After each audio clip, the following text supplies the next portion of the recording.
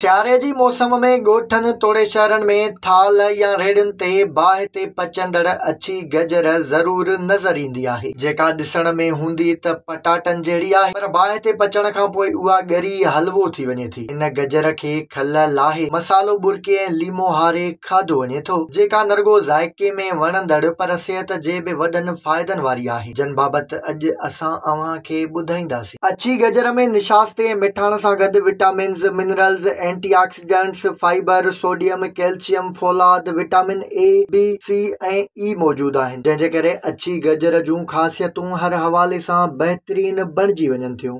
अछी गजर खाइण सां सियारे में थधि खां बचाव थींदो आहे ऐं जिस्म में गर्मी रहे थी। सियारे जी मौसम में ज़ाइकेदार खाधनि जे करे माण्हू घणो खाई वेंदो आहे, उन करे गजर जो इस्तेमालु वज़न घटाइण लाइ बि इंतिहाई फ़ाइदेमंद हुजे थो। एंटीऑक्सीडेंट ख़ासियतुनि जे करे अछी गजर जिस्म जो मुदाफ़ियती निज़ाम मज़बूत कंदी आहे ऐं नज़ले ज़ुकाम खां बि बचाए थी। अछी गजर हाज़मे वारे निज़ाम खे बहितर ऐं जिस्म में रत ठाहिण जो कमु कंदी आहे। इहा खोराक चमड़ीअ खे साफ़ करे चमकंदड़ बणाए थी। अछी गजर ॻोढ़ारी औरतुनि तोड़े उन्हनि जे पेट में मौजूदु ॿारनि लाइ तमामु फ़ाइदेमंद हूंदी आहे। इन जो इस्तेमालु जाड़े ॿारनि जे पैदा थियण जो बि सबबु बणिजे थो। अछी गजर खे बाहि ते पचाए उन जी खल लाहे मसालो ऐं लीमो बुरके इस्तेमालु करण सां गॾु उन खे माखीअ सां तोड़े उन जो हलवो ऐं जूस ठाहे बि पी सघिजे थो। अछी गजर हूअं त वणंदड़ हूंदी आहे, पर हाई ब्लड प्रेशर ऐं शुगर जे मर्ज़ में मुब्तला माण्हुनि खे इहा रुॻो कारा मिर्च बुरके ई खाइण घुर्जे, छो त खंड